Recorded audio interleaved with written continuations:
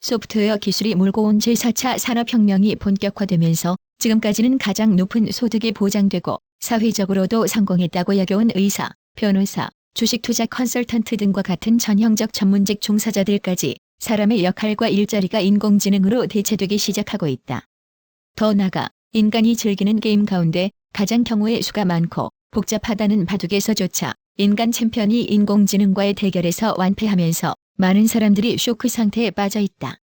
그런데 이런 소프트웨어 기술은 하루가 다르게 기하급수적으로 발전에 발전을 거듭하면서 이제 모든 사람들이 자신의 미래와 직업적 위상의 불안감을 느끼는 상황에 직면해 있는 것이 현실이다.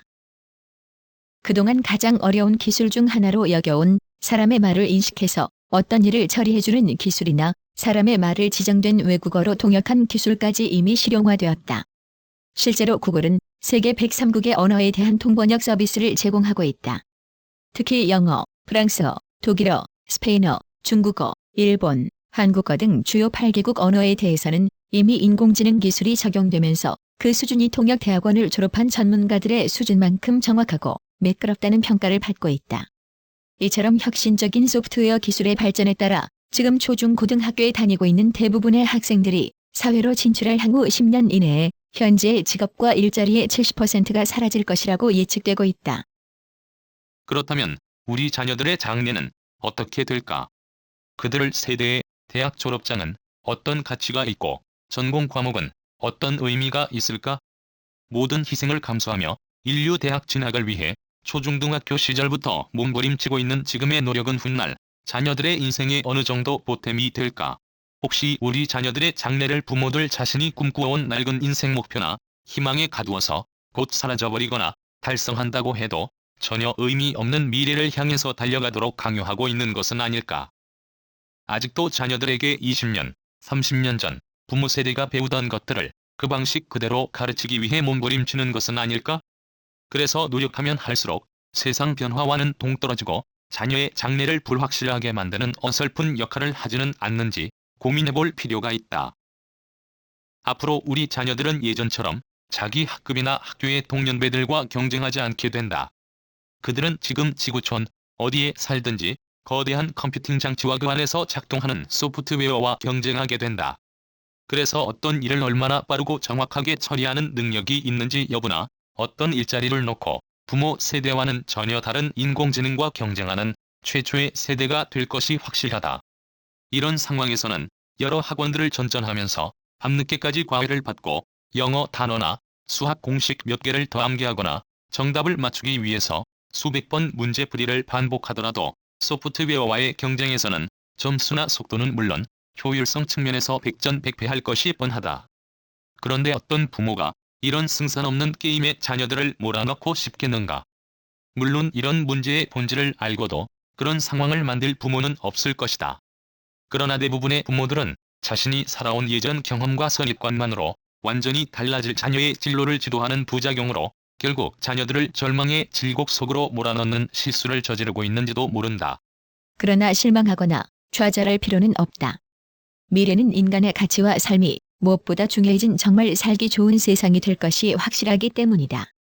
그럼에도 예전 공장시대 낡은 기준과 선입관으로 바라보면 아무것도 보이지 않고 앞날은 더욱 절망적이 된다.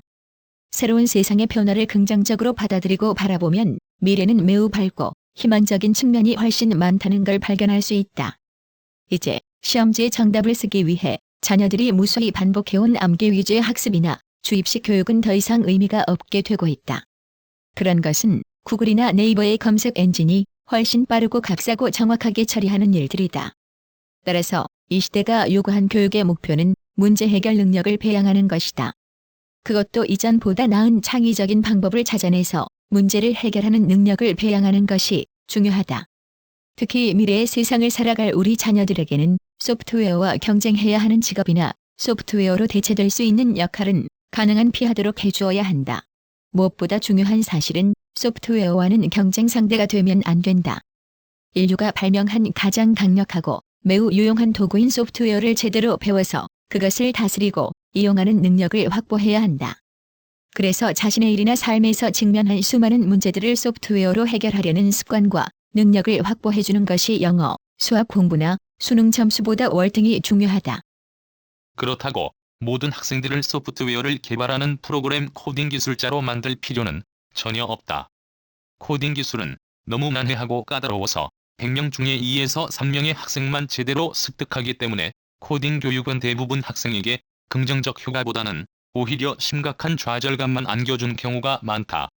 최근 소프트웨어 공학 분야에서도 이미 인공지능 기술이 보편화되면서 이제 사람들은 무엇을 만들 것인가? 그리고 어떻게 만들 것인가? 등과 같은 기획하는 역할에만 집중하면 된다.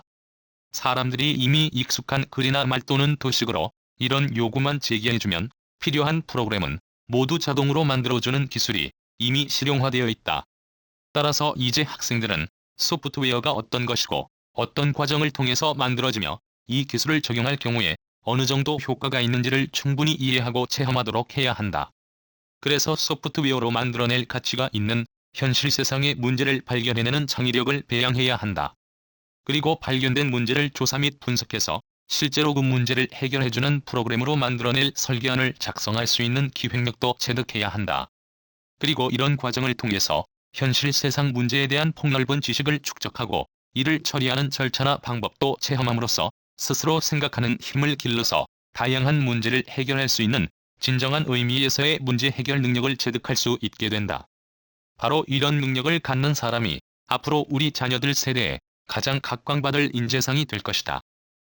실제로 이 시대에 성공한 사람의 표상인 애플의 스티브 잡스나 구글의 레리 페이지, 페이스북의 저커버그, 그리고 국내에선 네이버의 이회진, 카카오의 김범수 등과 같이 걸출한 인물들은 한결같이 자신의 일에 이처럼 소프트웨어 기술을 적용해서 혁신을 일으킨 사람들이라고 할 수 있다.